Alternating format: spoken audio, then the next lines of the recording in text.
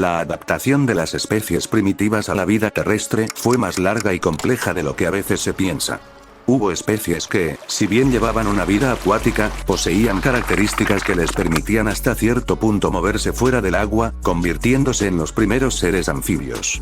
Aunque podían sobrevivir fuera del agua, generalmente era durante poco tiempo ya que su cuerpo no estaba protegido contra la luz solar y la deshidratación, y principalmente migraban de un cuerpo de agua a otro.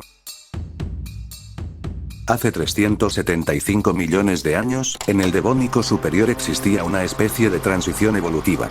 Tiktaalik tiene muchas características de pez. Una mandíbula primitiva, escamas, una estructura ósea que indica que tenía branquias para respirar, entre otras. La posición de los ojos en la parte superior de la cabeza indica que pasaba gran parte de la vida en el fondo del agua mirando hacia arriba. Pero tiene un cuello móvil y la estructura de costillas se parece a la de los primeros anfibios. Poseía estructuras similares a las patas en vez de aletas en la parte frontal de su cuerpo, su columna vertebral era más larga como una cola, su cabeza era plana y ancha recordando más a un anfibio, poseía branquias aunque algo atrofiadas y terminando en una especie de espiráculo similar al oído, su mandíbula contaba con una hilera de dientes afilados adaptados para cazar, su cuello era móvil, tenía presencia de pulmones, Tiktaalik alcanzaba una longitud de 2.75 metros. Tiktaalik evolucionó de peces lobulados primitivos como Panderictis, al poseer unas características mixtas entre peces lobulados y anfibios, es considerado como un ancestro de estos. Al ser un pez relativamente avanzado en cuanto a movilidad, es probable que Tiktaalik se arrastrará fuera del agua en ciertas ocasiones para descansar o cazar. Entre sus principales presas destacarían los primitivos arácnidos y moluscos los cuales atraparía fuera del agua. En temporada de reproducción debió comportarse más como un anfibio que como un pez, juntándose macho y hembra para depositar sus huevos en la orilla de un pantano o lago aislado. De los huevos emergerían pequeños alevines que vivirían en el agua hasta que desarrollasen sus pulmones y extremidades. Al ser un intermediario evolutivo entre los peces y los primeros anfibios. Los anfibios son vertebrados de sangre fría que viven la mayor parte del tiempo en la tierra pero se reproducen en el agua, como por ejemplo las ranas y las salamandras. Pese al gran tamaño de Tiktaalik, este era depredado por peces pulmonados inmensos que en el Devónico recorrían lagos y pantanos. Los euriptéridos o escorpiones marinos también representarían un peligro cuando están enfermos o recién nacidos. A la especie le dieron el nombre científico Tiktaalik roseae. Tiktaalik quiere decir pez de aguas profundas en el idioma de los Nunavut, que viven en el Ártico canadiense, donde encontraron los fósiles. A partir del análisis de los fósiles, los científicos saben desde hace tiempo que los primeros anfibios que conquistaron la Tierra, de los que más tarde evolucionaron los reptiles, aves y mamíferos, entre ellos los seres humanos, descienden de peces de aletas lobuladas. Estas aletas tienen un apéndice central, compuesto de huesos y músculos, que puede sostener el cuerpo en la tierra. Los científicos pueden trazar lazos entre los fósiles, comparando las características físicas y la edad, y comparándolos con las especies que viven en la actualidad. Pueden agrupar y separar especies y linajes según las características que tienen, o no tienen, en común, y pueden crear un dibujo gráfico de esto, llamado un árbol filogenético. Antes de Tiktaalik, los paleontólogos ya habían descubierto una serie de fósiles intermediarios evolutivos del período geológico devónico, de 365 a 385 millones de años, los cuales vinculan a los peces de aletas lobuladas con los primeros tetrápodos anfibios. Pero los pasos de esa importante transformación anatómica eran poco conocidos. Parece que Tiktaalik es un claro intermediario por la estructura del cuerpo y la edad, y arroja luz sobre esa transición. Lo han datado entre un pez que tiene ciertas características de tetrápodo, Panderictis, que vivió hace unos 385 millones de años, y las primeras especies de tetrápodos, Acanthostega y Ichthyostega, que vivieron hace 365 millones de años. Hasta la fecha no se conocen los detalles de las relaciones de esas especies, pero de conjunto prueban que los anfibios evolucionaron de peces de aletas lobuladas. Lo que más llama la atención son las aletas. El codirector del proyecto que halló el fósil, dijo, la mayoría de las articulaciones de las aletas son funcionales. Tiene hombro, codo y hasta unas partes de la muñeca que funcionan de una manera parecida a los primeros animales terrestres. Los huevos más distantes de la muñeca parecen dedos primitivos, como los que tienen los anfibios. Se cree que la evolución de las extremidades de los animales terrestres pasó por cambios adicionales a partir de la aleta de Tiktaalik.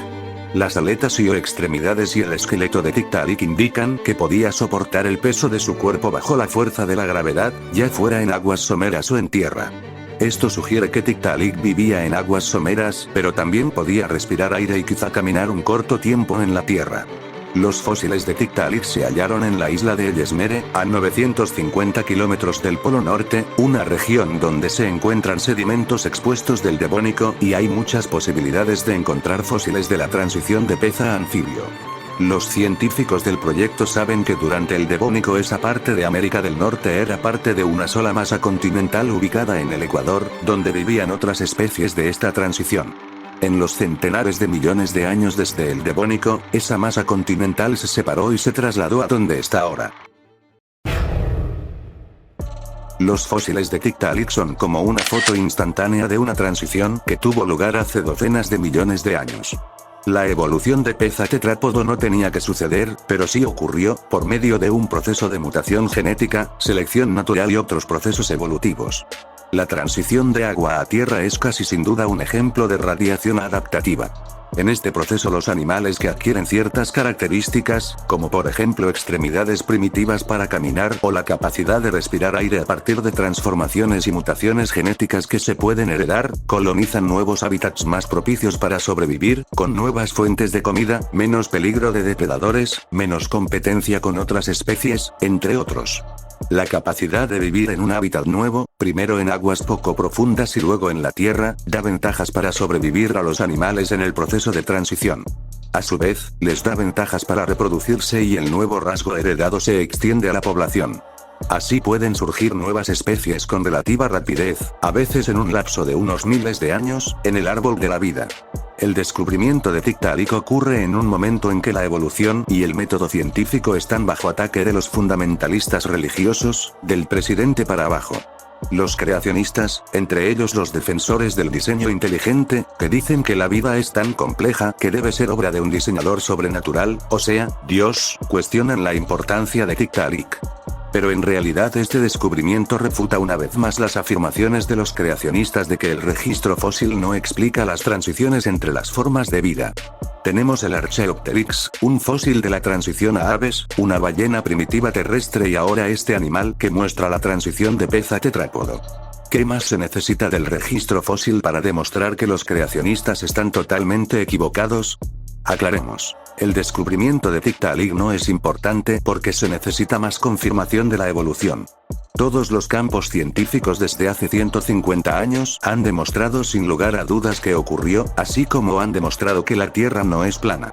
Pero Tiktaalik nos permite comprender mejor cómo evolucionó la vida. Primero, en un sentido general, los científicos han encontrado pruebas clave de la transición de peces de aletas lobuladas a tetrápodos, lo que una vez más confirma que la vida evolucionó por medio de un proceso de descendencia con modificación, no de diseño inteligente o creación. Segundo, permite describir mejor los detalles de esa transición de agua a tierra, la transformación de aletas a extremidades, de la forma del cráneo y de un esqueleto que permite respirar aire. Los métodos científicos de datación colocan a Tiktaalik claramente entre los fósiles de peces y de tetrápodos. Tercero, las extremidades y demás estructuras de Tiktaalik demuestran, junto con muchos otros descubrimientos, los caminos evolutivos por los cuales los rasgos y las estructuras de un antepasado se pueden modificar, por medio de la mutación genética y la selección natural, y desempeñar nuevas funciones, lo que abre nuevas posibilidades de especiación y radiación adaptativa. Conocer más sobre la verdad de la evolución es esencial para tener una concepción científica y verídica del mundo, y de cómo cambia. Bueno, esto es todo, gracias por su atención, y recuerden todos los días se aprende algo nuevo, chao.